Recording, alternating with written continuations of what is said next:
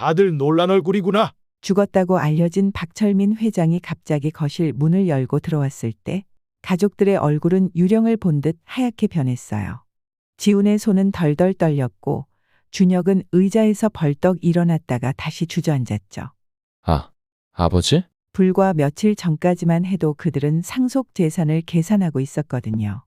50억 생명보험금, 회사 지분, 부동산까지 모든 걸 나눠 가질 계획을 세우고 있었어요. 내가 왜 이런 연극을 했는지 궁금하지? 너희들의 진짜 모습을 보고 싶었다. 사실 철민은 3개월 전 의사로부터 충격적인 선고를 받았어요. 암입니다. 말기입니다. 하지만 그 순간 그의 머릿속에는 한 가지 의심이 스쳤습니다. 과연 가족들이 진심으로 자신을 걱정할까? 아니면 재산만 노리고 있는 건 아닐까? 그래서 철민은 위험한 계획을 세웠어요. 자신의 죽음을 가장해서 가족들의 진심을 시험해 보기로 한 거죠. 과연 이 충격적인 실험은 어떻게 시작되었을까요? 그리고 철민이 발견한 가족들의 진짜 모습은 무엇이었을까요? 모든 것은 3개월 전 그 운명적인 병원 진료실에서 시작되었어요. 암입니다. 말기입니다. 의사의 차가운 선고에 철민의 심장이 멈추는 것 같았어요. 병원 진료실 창문으로 비치는 햇살이 갑자기 너무 눈부셨고 귀에서는 우문거리는 소리만 들렸죠. 손에 들고 있던 진단서가 바닥으로 떨어졌습니다. 회장님, 괜찮으십니까? 주치의 한 원장의 목소리가 멀리서 들려왔어요. 철민은 숨을 깊게 들이마셨습니다. 71년 인생, 수많은 역경을 이겨낸 박철민 회장이었지만 이 순간만큼은 모든 것이 무너져 내리는 듯했어요. 남은 시간이 얼마나 됩니까? 목소리가 떨렸습니다. 평생 자신감 넘치던 목소리였는데 이제는 불안함으로 가득 찼어요. 6개월, 길어야 1년입니다. 한 원장의 말에 철민의 가슴이 찢어지는 아픔으로 채워졌어요. 30년간 쌓아올린 사업 제국, 그리고 가족, 모든 것을 1년 안에 정리해야 한다는 현실이 그를 짓눌렀죠. 이 사실을 가족들에게 어떻게 알려야 할까요? 과연 그들은 어떤 반응을 보일까요? 철민은 문득 불편한 예감에 사로잡혔어요. 첫째 지훈과 둘째 준혁, 그들의 아내들, 과연 진심으로 자신을 걱정할까요? 아니면 한 원장, 이 사실은 철저히 비밀로 해주시오. 누구에게도 말하지 마시오. 철민의 눈빛이 달라졌어요. 평소에 온화한 눈빛은 사라지고 날카로운 빛이 감돌았죠. 그의 머릿속에 한 가지 계획이 떠올랐습니다. 가족들의 진심을 시험해볼 마지막 기회였어요. 최성우 비서실장은 20년간 철민을 모셔온 충복이었어요. 철민이 성우를 사무실로 불렀을 때 성우는 직감적으로 무언가 심각한 일이 있음을 느꼈죠. 성우야, 내가 암이래. 성우의 얼굴이 하얗게 변했어요. 심장이 빠르게 뛰었고 손끝이 차갑게 식었습니다. 회장님, 그게 정말입니까? 목소리가 갈라지며 말이 제대로 나오지 않았어요. 말기야, 시간이 얼마 없어. 철민의 목소리는 담담했지만 성우는 그의 눈에서 깊은 슬픔을 읽을 수 있었어요. 평소보다 더 깊게 펜주름 사이로 체념의 빛이 어렸죠. 하지만 이 사실은 너하고 나만 알고 있어야 해. 가족들에게는 절대 비밀이야. 성우는 혼란스러웠어요. 눈앞이 캄캄해졌고 다리가 후들거렸습니다. 왜 그러세요? 가족들이 알아야. 목소리가 떨렸고 두 손으로 무언가를 붙잡고 싶은 듯 허공을 움켜쥐었어요. 가족들의 진심을 보고 싶어. 내가 죽으면 회사와 재산이 어떻게 될지, 그들이 어떤 생각을 하고 있는지 알고 싶어. 철민의 말에 성우는 말문이 막혔어요. 그는 철민의 가족들을 잘 알고 있었죠. 첫째 지우는 항상 경영권을 노리고 있었고, 둘째 준혁은 겉으로는 효자였지만 속으로는 상속에만 관심이 있었습니다. 막내딸 소영만이 진심으로 아버지를 생각하는 듯했어요. 어떻게 도와드리면 됩니까? 성우의 목소리가 흔들렸어요. 그의 눈에서 눈물이 맺혔고 입술을 깨물며 감정을 추스르려 했습니다. 계획이 있어. 내 죽음을 가장해서 그들의 진짜 모습을 보고 싶어. 철민의 눈에는 결연한 의지가 빛났어요. 흰 머리카락 사이로 비치는 강한 눈빛은 여전히 냉철했죠. 평생을 사업가로 살아온 그였기에 이 마지막 게임도 완벽하게 설계하고 있었어요. 철민은 그날 저녁 자신의 호화로운 저택에서 가족 회의를 소집했어요. 넓은 거실에는 첫째 지훈과 그의 아내 미영, 둘째 준혁과 그의 아내 은정, 막내딸 소영과 그녀의 남편 민호가 모두 모였죠. 다들 왔군. 중요한 얘기가 있어서 불렀다. 철미는 의도적으로 기침을 몇 번 하며 약간 힘없는 모습을 연기했어요. 평소보다 구부정한 어깨와 느린 손짓으로 피로한 모습을 보였죠. 가족들의 표정이 미묘하게 변하는 것을 놓치지 않았어요. 아버지, 건강이 안 좋으신 것 같은데 괜찮으세요? 소영이 진심 어린 걱정으로 물었어요. 그녀의 눈에는 진짜 걱정이 담겨 있었고 손을 뻗어 아버지의 팔을 부드럽게 잡았죠. 괜찮다. 나이 들면 다 이런 거지. 철미는 대수롭지 않게 넘겼어요. 그리고 본론으로 들어갔죠. 내가 최근에 회사 부동산과 자산 정리를 좀 하고 있다. 그리고 생명보험도 새로 들었지. 50억짜리. 이 말에 거실의 공기가 변했어요. 지훈의 눈이 커졌고 준혁은 무의식적으로 허벅지를 손으로 꽉 쥐었죠. 미영과 은정은 서로 눈빛을 교환했고 미영의 입술이 살짝 올라가는 것이 보였어요. 오직 소영과 민호만이 평온한 표정을 유지했죠. 아버지, 갑자기 왜 그런 얘기를 하세요? 지훈이 물었어요. 그의 목소리에서 욕심이 묻어나왔고 목울대가 크게 오르내렸죠. 나이도 있고 해서 정리할 건 미리 정리해두려고. 이번 주말에 변호사를 불러서 유언장도 작성할 예정이야. 철민의 말에 미영의 얼굴이 창백해졌어요. 의사 출신인 그녀는 무언가를 직감한 듯했고 손가락으로 머리카락을 만지작거리며 불안함을 감추려 했죠. 아버님, 혹시 건강에 문제라도 있으신 건 아니죠? 미영의 날카로운 질문에 철민은 내심 미소를 지었어요. 역시 의사는 달라 생각하며 그는 살짝 고개를 저었죠. 괜찮다니까. 그냥 나이 들면 다 하는 일이야. 회의가 끝나고 가족들이 각자의 집으로 돌아간 후 철미는 창가에 서서 어둠 속의 서울 야경을 바라보았어요. 그의 눈에서 외로운 눈물이 흘러내렸고 어깨가 가늘게 떨렸죠. 가슴이 무너져 내리는 것 같았어요. 과연 내가 없으면 이 가족은 어떻게 될까? 그의 목소리가 텅 빈 거실에 메아리 쳤어요. 긴 한숨과 함께 눈물을 닦으며 그는 어둠 속에 홀로 남았죠. 다음 날 아침, 지훈의 집 50억이라고? 아버지가 확실히 그렇게 말씀하셨어? 지훈이 아내 미영에게 다시 한번 확인했어요. 그의 눈은 돈을 계산하느라 바빴고 손가락으로 휴대폰 계산기를 두드리며 들뜬 표정을 감추지 못했죠.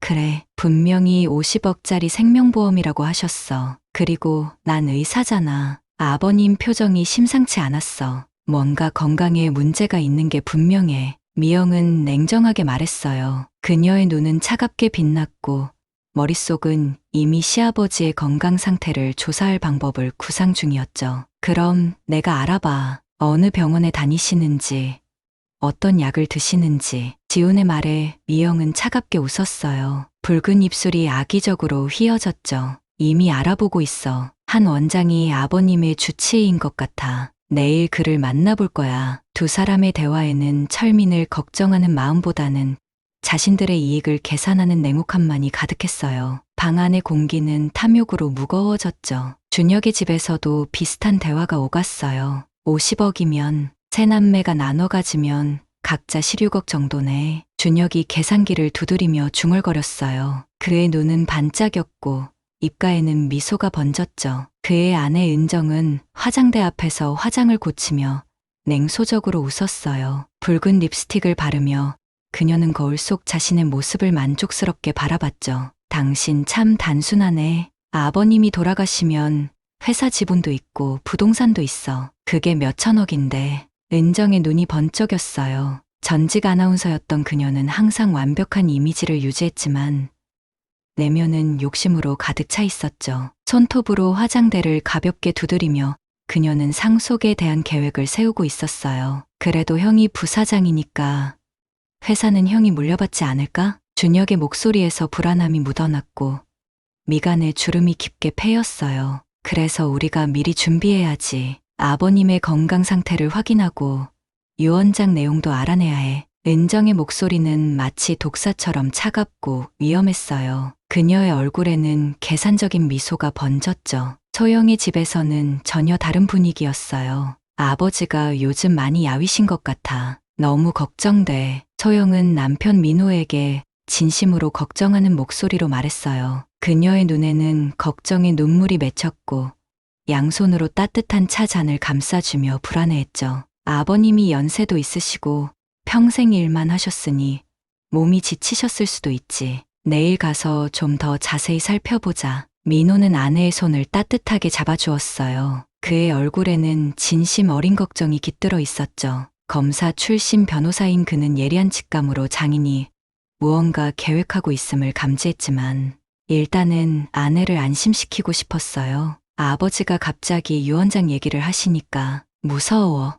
소영의 목소리가 떨렸고 어깨가 작게 움츠러들었어요. 그녀의 마음은 오직 아버지의 건강에 대한 걱정뿐이었죠. 다음 날 철민은 성우와 함께 경쟁기업 회장인 태준이 자주 가는 고급 레스토랑에 일부러 나타났어요. 철민은 또다시 약한 모습을 연기했고 조금 힘겹게 걸으며 가끔씩 기침을 했죠. 그 모습을 본 태준의 눈에서 욕심의 불꽃이 타올랐어요. 저걸 봐. 박철민이 많이 늙었군.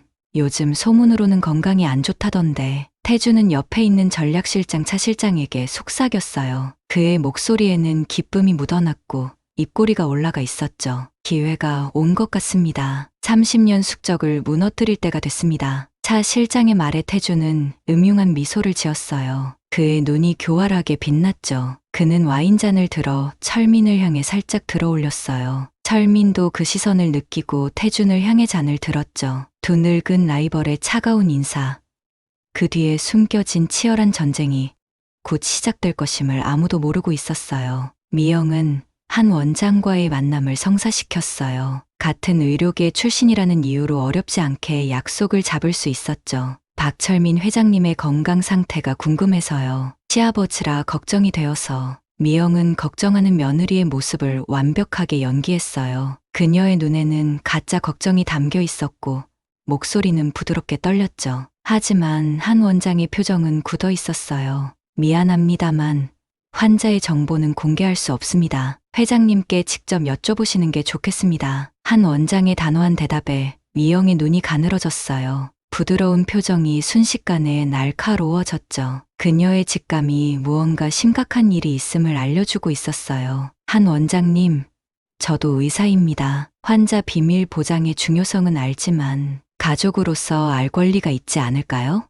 미영의 목소리가 날카로워졌고 손톱이 손바닥을 파고들었어요. 하지만 한 원장은 끝까지 입을 열지 않았죠. 철민의 지시대로 행동하고 있었기 때문이에요. 태준은 철민의 회사 내부 정보를 얻기 위해 철민의 부하 직원 중 하나인 김 부장을 만났어요. 고급 바에서 위스키를 마시며 태준은 그를 회유했죠. 철민이가 요즘 많이 힘들어 보이던데 회사 상황은 어때? 태준의 질문에 김 부장은 잠시 망설였어요. 그의 손이 떨렸고 이마에 땀이 맺혔죠. 하지만 그의 앞에 놓인 두꺼운 봉투가 그의 망설임을 없애주었어요. 솔직히 회장님이 요즘 결제도 잘 안 하시고 회의도 자주 빠지십니다. 건강이 많이 안 좋아 보이세요. 김 부장의 말에 태준의 눈이 번쩍였어요. 그는 생각보다 더 좋은 정보를 얻었다는 사실의 흥분을 감추지 못했죠. 그래?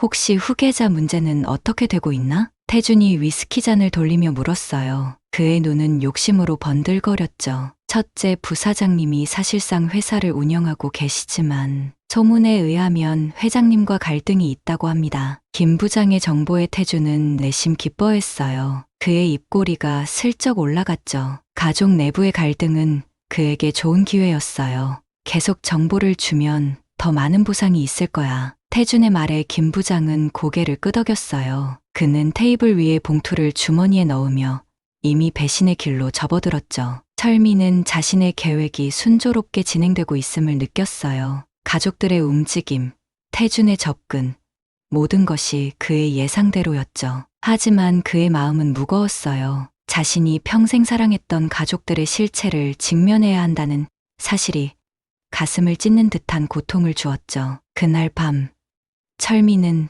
성우와 함께 다음 단계를 논의했어요. 이제 가짜 악화 소식을 퍼뜨릴 때가 됐어. 철민의 말에 성우는 깊은 한숨을 내쉬었어요. 그의 이마에 깊은 주름이 패였고 어깨가 무거워 보였죠. 그는 이 계획이 회장에게 더 큰 상처를 줄까봐 걱정되었어요. 회장님, 정말 이렇게까지 하셔야 합니까? 성우의 눈에는 걱정이 가득했고 목소리에는 애원하는 듯한 톤이 배어 있었어요. 성우야, 내가 평생 일해서 쌓은 것들이 잘못된 사람들에게 가는 걸 보고 싶지 않아. 이건 내 마지막 의무야. 철민의 목소리에는 결연함과 함께 깊은 슬픔이 묻어 있었어요. 그의 눈에서 외로운 눈물이 흘러내렸고 손은 가늘게 떨리고 있었죠. 다음 날, 철민은 의도적으로 회사 중역 회의 중에 기절하는 연기를 했어요. 그는 갑자기 가슴을 움켜쥐며 의자에서 쓰러졌고 주변 사람들이 놀라 달려들었죠. 이 소식은 번개처럼 퍼져나갔고 가족들은 즉시 병원으로 모여들었어요. 병원 복도에서 미영은 의사들과 대화하려 했지만 철민의 지시를 받은 의료진은 그녀에게 정보를 주지 않았어요. 지우는 초조한 표정으로 병실 앞을 서성였고 손을 계속 비비며 불안해했죠. 준혁과 은정은 구석에서 속삭이며 무언가를 논의했어요. 오직 소영만이 병실 문 앞에서 눈물을 흘리며 기도하고 있었어요. 그녀의 어깨는 흐느낌으로 떨렸고 얼굴은 눈물로 범벅이 되어 있었죠. 민호는 그녀의 어깨를 토닥이며 위로했어요. 소영아, 아버님은 강한 분이셔. 분명 괜찮으실 거야. 민호의 말에도 소영의 눈물은 멈추지 않았어요. 그녀의 가슴은 찢어질 듯한 고통으로 가득 찼고 숨쉬기조차 힘들어 보였죠. 아버지, 제발 괜찮으셔야 해. 소영의 진심 어린 기도와는 달리 병실 안의 철민은 완전히 정상이었어요. 그는 성우와 함께 CCTV를 통해 병원 복도의 가족들을 지켜보고 있었죠. 보이나, 성우야? 내 딸 소영이만 진심으로 울고 있구나. 철민의 목소리가 떨렸고 눈에는 눈물이 고였어요. 비록 이것이 그의 계획이었지만 가족들의 반응을 보는 것은 고통스러웠죠. 그날 밤, 지우는 비밀리에 태준을 만났어요. 호텔 라운지의 조용한 구석에서 두 사람은 작은 목소리로 대화를 나눴죠. 아버지가 많이 위독하시다면서? 태준의 위로하는 척하는 말에 지우는 고개를 끄덕였어요. 그의 눈에는 슬픔이 아닌 계산하는 빛이 있었고 입술이 살짝 떨리고 있었죠. 한 달을 넘기기 힘들다고 합니다. 지훈의 대답에 태준은 가까스로 미소를 감췄어요. 그의 눈빛이 승리에 취한 듯 빛났죠. 그렇다면 우리가 전에 논의했던 회사 인수거는 어떻게 생각하나? 태준의 질문에 지훈은 잠시 주변을 살폈어요. 목을 길게 빼고 주위를 둘러보며 불안한 기색을 감추지 못했죠. 아무도 듣고 있지 않다는 것을 확인한 후 그는 낮은 목소리로 대답했어요. 아버지가 돌아가시면 제가 경영권을 갖게 될 겁니다. 그때 논의하는 게 좋겠습니다. 지훈의 말에 태준은 고개를 끄덕였어요. 두 사람은 잔을 부딪히며 은밀한 거래를 확인했죠. 태준의 눈은 교활하게 빛났고 지훈의 이마에는 식은땀이 맺혀 있었어요. 그들은 몰랐지만 옆 테이블에 앉아있던 차림새가 다른 성우가 이 대화를 녹음하고 있었어요. 모자를 깊게 눌러쓰고 신문을 읽는 척하며 성우는 모든 대화를 놓치지 않고 있었죠. 철민의 병세 악화 소식이 퍼지자 가족들 사이의 긴장감은 더욱 고조되었어요. 미영은 은정과 함께 재산 분할에 대해 논의했고 두 여자는 머리를 맞대고 계산기를 두드리며 욕심 가득한 눈빛을 교환했죠. 지우는 회사 내부에서 자신의 위치를 강화하기 위해 움직였어요. 그는 주요 임원들을 하나씩 불러 자신의 편으로 끌어들이려 했고 눈매가 날카로워졌죠. 준혁은 보험회사에 몰래 연락해 보험금 수령 절차를 알아보았어요. 그의 손가락은 전화기를 꽉 쥐고 있었고 목소리는 평소보다 낮게 깔려 있었죠. 그러던 중 철민은 가장 충격적인 연기를 준비했어요. 그는 가짜 사망 소식을 퍼뜨리기로 했죠. 팔짱을 끼고 창밖을 바라보며 그는 마지막 카드를 꺼내들 준비를 했어요. 성우는 이 계획에 격렬히 반대했어요. 그는 철민 앞에 무릎을 꿇다시피 하며 애원했죠. 회장님, 이건 너무 극단적입니다. 가족들에게 너무 큰 충격을 주실 겁니다. 성우의 얼굴은 창백했고 눈가에는 걱정의 주름이 깊게 패여 있었어요. 성우의 애원에도 철민은 단호했죠. 그의 눈빛은 조금도 흔들리지 않았어요. 이제 와서 물러설 수 없어. 이것이 그들의 진짜 모습을 볼 수 있는 유일한 방법이야. 철민의 눈에는 슬픔과 결연함이 동시에 담겨 있었어요. 세월의 주름 사이로 비치는 그의 눈빛은 결코 물러설 생각이 없어 보였죠. 그는 이미 모든 것을 각오한 상태였어요. 다음 날 아침, 철민의 사망 소식이 가족들에게 전해졌어요. 소영은 그 자리에서 실신했고 그녀의 얼굴은 순식간에 핏기를 잃었죠. 민호는 충격에 빠져 아내를 부둥켜 안았어요. 그의 손이 떨렸고 눈에는 믿기지 않는다는 표정이 가득했죠. 지우는 표면적으로는 슬픔을 표현했지만 그의 눈에는 다른 감정이 스쳐 지나갔어요. 준혁과 은정은 서로를 바라보며 무언의 대화를 나눴고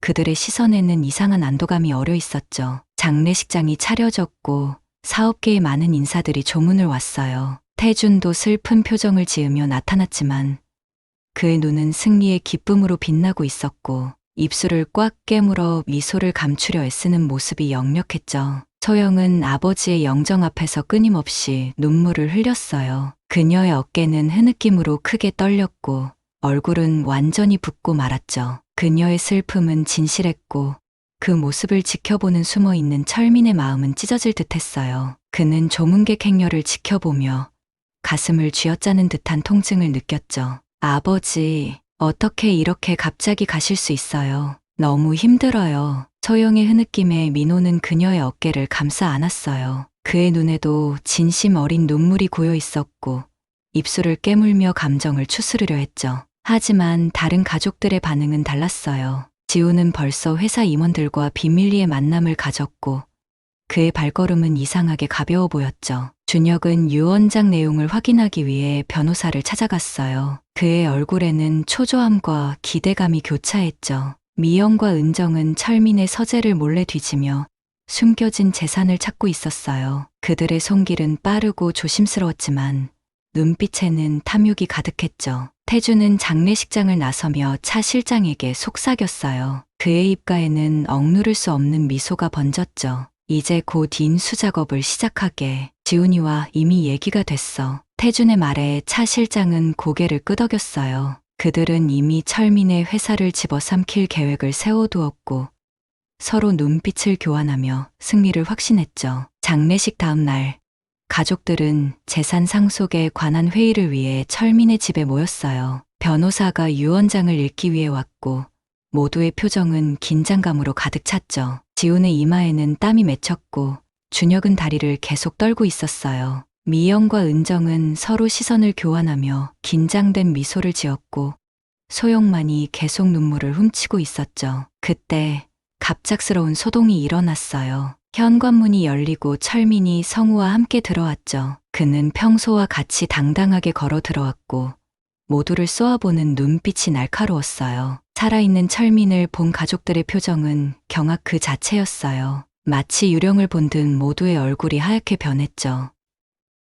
아, 아버지? 지훈의 얼굴이 백지장처럼 하얘졌어요. 그의 입은 벌어졌고 손이 덜덜 떨렸죠. 준혁은 의자에서 벌떡 일어났다가 다시 주저앉았어요. 그의 다리에서 힘이 빠진 것 같았고 눈은 공포로 커져 있었죠. 미영과 은정은 마치 유령을 본 것처럼 경악했고 입에서는 작은 비명이 새어나왔어요. 미영의 손에 들고 있던 물잔이 떨어져 깨졌고 은정은 한 발짝 뒤로 물러섰죠. 오직 소영만이 눈물을 쏟으며 아버지에게 달려갔어요. 그녀의 얼굴은 기쁨과 놀라움으로 환해졌고 발걸음은 빨랐죠. 아버지, 정말 살아계셨어요?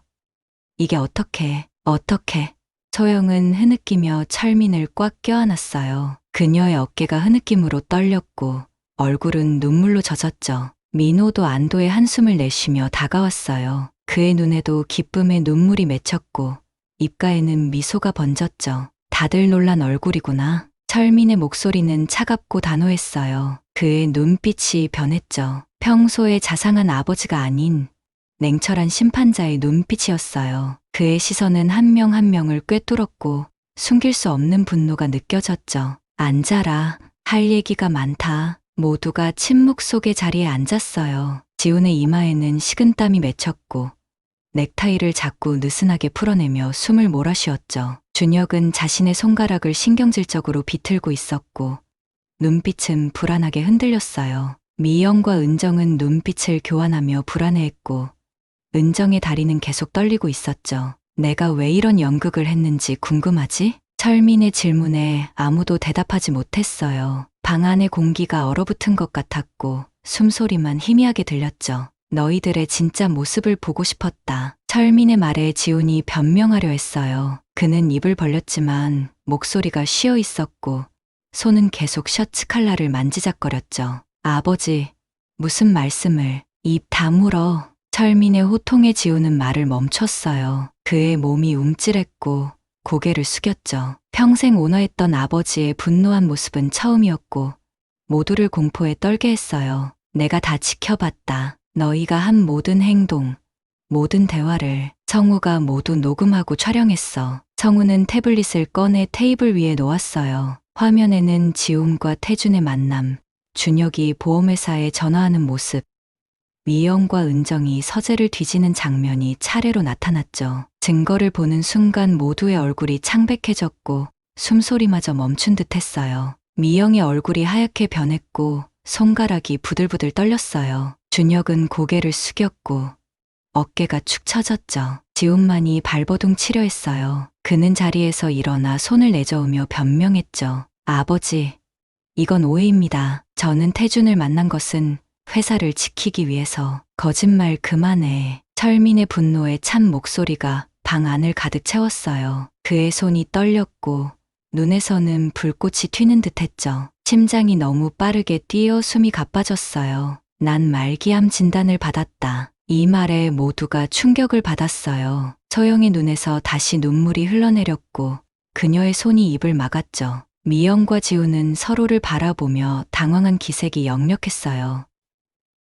아니, 아버지. 소영의 목소리가 떨렸고 어깨가 움츠러들었어요. 6개월에서 1년. 그게 내게 남은 시간이야. 그래서 너희들이 내가 죽은 후에 어떻게 행동할지 보고 싶었던 거야. 철민의 눈에서도 눈물이 흘러내렸어요. 그의 굳은 표정이 잠시 흔들렸고 입술이 떨렸죠. 평생을 강인하게 살아온 그였지만 이 순간만큼은 감정을 억누를 수 없었어요. 그런데 내 예상이 맞았군. 철민은 천천히 자리에서 일어났어요. 그의 움직임에서 깊은 실망감이 느껴졌고 어깨가 무거워 보였죠. 지훈아, 넌 내가 죽기도 전에 태준과 손을 잡았다. 준혁, 넌 보험금부터 챙겼고 미영, 은정, 너희들은 내 서재를 뒤졌지. 새남매와 며느리들은 머리를 숙인 채 아무 말도 하지 못했어요. 그들의 배신이 완전히 드러난 순간이었고 변명의 여지가 없었죠. 오직 소영이와 민호만이 진심으로 날 걱정했다. 철민은 소영에게 다가가 그녀의 머리를 쓰다듬었어요. 그의 손길은 부드러웠고 눈에는 사랑이 가득했죠. 소영은 아버지의 손을 잡고 더 크게 흐느꼈어요. 아버지, 제발 치료받으세요. 아직 늦지 않았어요. 우리가 함께. 소영의 애원에 철민은 쓸쓸하게 웃었어요. 그의 미소에는 슬픔과 애정이 뒤섞여 있었죠. 이제 내 결정을 알려주마. 철민은 서류 가방을 열어 몇 장의 서류를 꺼냈어요. 그것은 새로운 유언장이었고 그의 손은 의외로 단단했죠. 나의 모든 개인 재산과 회사 지분 중 80%는 소영과 민호에게 상속한다. 이 말에 지훈이 벌떡 일어났어요. 그의 얼굴이 붉게 달아올랐고 주먹은 꽉 쥐어져 있었죠. 아버지, 그건 불공평합니다.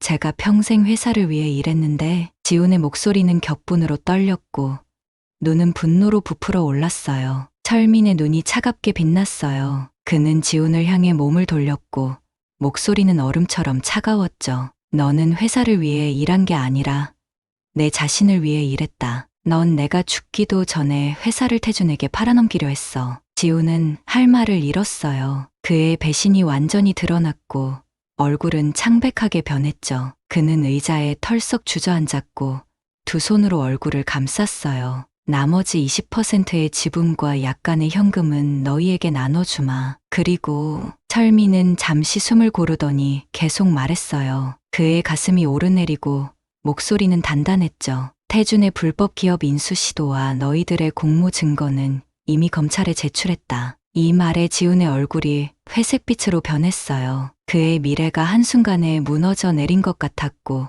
손끝이 파르르 떨렸죠. 그리고 마지막으로 철민이 말을 이었어요. 방 안의 모든 사람들이 숨을 죽이고 그의 말을 기다렸죠. 난 말기암이 아니다. 다시 한번 방 안이 침묵에 빠졌어요. 모두의 눈이 믿을 수 없다는 듯 커졌고 입은 벌어졌죠. 초기 암이었다. 수술로 완전히 치료 가능해. 이미 수술 날짜도 잡아놨다. 철민의 눈에는 복잡한 감정이 어려 있었어요. 슬픔과 분노, 그리고 어딘가 홀가분함까지. 그의 입가에는 희미한 미소가 스쳤죠. 이제 너희들은 이 집에서 나가라. 소영이와 민호만 남아. 철민의 목소리는 단호했고 그의 시선은 조금도 흔들리지 않았어요. 미영이 울면서 철민에게 다가왔어요. 그녀의 얼굴은 눈물로 얼룩져 있었고 눈화장이 번져 흘러내렸죠. 아버님, 제발 용서해 주세요. 저희가 잘못했습니다. 한 번만 기회를. 미영의 목소리는 애원으로 가득 찼고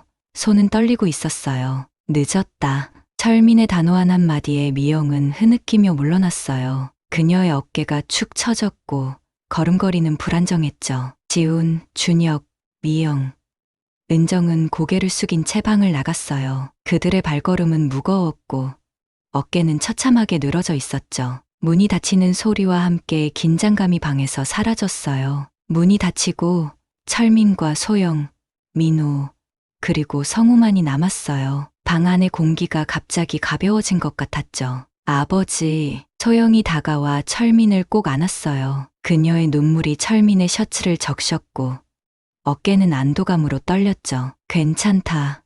내 딸, 이제 진실한 사람들만 남았구나. 철민의 목소리는 부드러워졌어요. 그의 눈에는 따뜻함이 돌아왔고 어깨의 긴장이 풀렸죠. 평생 강인하게 살아온 그였지만 이제는 진정한 가족의 따뜻함 속에서 휴식을 취할 수 있을 것 같았어요. 다음 날, 태준의 사무실. 태준은 신문을 보고 경악했어요. 그의 눈이 믿기지 않는다는 듯 커졌고 손이 떨렸죠. 첫 페이지에는 그의 불법 기업 인수 시도와 관련된 기사가 실려 있었어요. 검찰이 이미 수사에 착수했다는 내용이었고 그의 얼굴 사진도 크게 실려 있었죠. 전화벨이 울렸어요. 태준은 한동안 전화를 바라보기만 했고 이마에는 식은땀이 흘렀죠. 떨리는 손으로 전화를 받자 철민의 목소리가 들려왔어요. 태준아, 오래됐군. 태준의 심장이 빠르게 뛰었고 귀에서 우문거리는 소리가 들렸어요. 그의 얼굴이 창백하게 변했죠.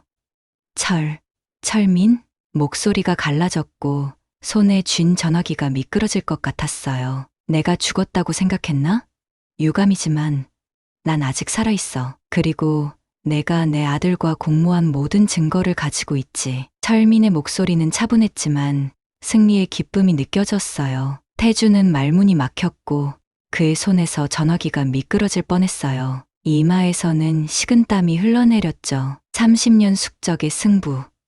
내가 이겼다. 철민의 목소리에서 승리의 기쁨이 느껴졌어요. 태주는 자신의 세계가 무너져 내리는 것을 느꼈고 다리에 힘이 빠졌죠. 전화가 끊기고 사무실 문이 열렸어요. 검찰 수사관들이 들어왔고 그들의 표정은 단호했죠. 태주는 꼼짝없이 앉아있을 뿐이었어요. 김태준 씨, 불법 기업 인수 시도와 관련해 조사할 것이 있습니다. 저희와 함께 가주시겠습니까? 태준의 얼굴이 창백해졌어요. 그는 천천히 일어섰고 다리가 후들거렸죠. 평생 권력과 부를 쫓아온 그였지만 이제 모든 것이 끝났어요. 그의 눈에는 패배의 그림자가 어렸죠. 3개월 후 철민은 성공적으로 수술을 마치고 회복 중이었어요. 그는 소영과 민호가 마련해준 별장에서 휴식을 취하고 있었죠. 창밖으로는 아름다운 바다가 보였고 봄 햇살이 따뜻하게 비치고 있었어요. 그의 얼굴에는 평화로운 미소가 번졌고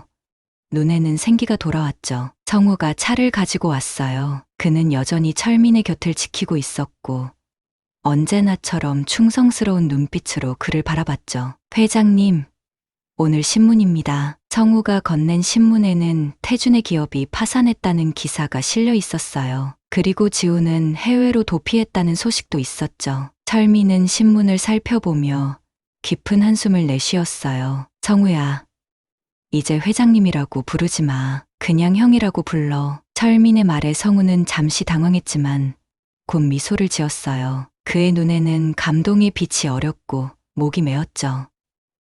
네, 형님, 목소리가 떨렸고 그의 눈에는 눈물이 고였어요. 두 사람은 바다를 바라보며 차를 마셨어요. 철민의 마음은 이상하게 평온했죠. 비록 가족의 배신으로 큰 상처를 받았지만 이제 진정한 가족이 누구인지 알게 되었어요. 그의 얼굴에는 깊은 깨달음의 빛이 어려 있었죠. 아버지, 산책하실래요? 소영이 현관에서 불렀어요. 그녀의 얼굴은 미소로 빛났고 눈에는 사랑이 가득했죠. 그래, 가자. 철민은 천천히 일어났어요. 그의 걸음은 이전보다 느렸지만 마음만큼은 어느 때보다 가벼웠고 어깨에는 따스한 햇살이 비쳤죠. 해변을 거닐며 철민은 딸에게 물었어요. 그의 목소리에는 진지함이 깃들어 있었죠. 소영아, 너는 어떻게 그렇게 변하지 않고 순수함을 지킬 수 있었니? 소영은 잠시 생각하더니 미소를 지었어요. 그녀의 눈에는 깊은 사랑이 담겨 있었고 바람에 날리는 머리카락을 귀 뒤로 넘겼죠. 아버지가 저에게 가르쳐 주셨잖아요. 돈과 권력보다 중요한 것은 사람의 마음이라고. 철민의 눈에 눈물이 맺혔어요. 그의 주름진 뺨 위로 눈물이 흘러내렸고 가슴이 뭉클했죠. 자신이 평생 추구했던 가치가 딸에게 제대로 전해졌다는 사실이 그를 감동시켰어요. 그리고 아버지처럼 강인하면서도 따뜻한 사람이 되고 싶었어요. 소영의 말에 철민은 딸을 꼭 안았어요. 그의 어깨가 가늘게 떨렸고 가슴이 벅차오르는 감동으로 울렁거렸죠. 고맙다.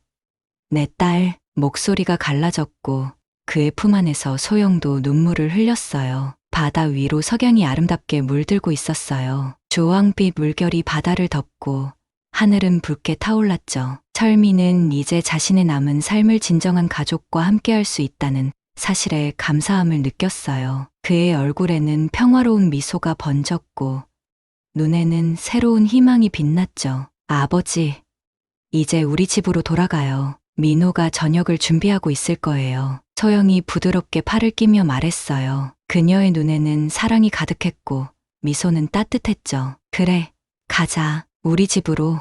철민은 딸의 손을 잡고 천천히 걸었어요. 그의 얼굴에는 평화로운 미소가 번졌고 걸음은 가벼웠죠. 비록 쓰라린 배신을 경험했지만 그 속에서 진정한 가족의 의미를 발견한 것이었어요. 그의 마음은 홀가분해졌고 어깨에 짊어졌던 무거운 짐이 내려간 듯했죠. 바다 위로 저무는 태양처럼 그의 인생에도 한 장이 저물고 있었어요. 하지만 철민은 알고 있었죠. 내일의 태양이 다시 떠오르듯 그의 새로운 인생도 지금부터 시작된다는 것을. 그의 가슴에는 새로운 희망이 피어났고 미래를 향한 기대감으로 가득 찼어요. 인생은 참 아이러니하구나. 죽음을 앞두고서야 진정한 삶의 의미를 깨닫다니. 철민의 중얼거림이 바닷바람에 실려 멀리 퍼져나갔어요. 그것은 마치 그가 평생 추구했던 삶의 진리와도 같았죠. 그의 입가에는 쓸쓸한 미소가 맴돌았지만 눈빛은 어느 때보다 맑고 깊었어요. 끝은 새로운 시작이었고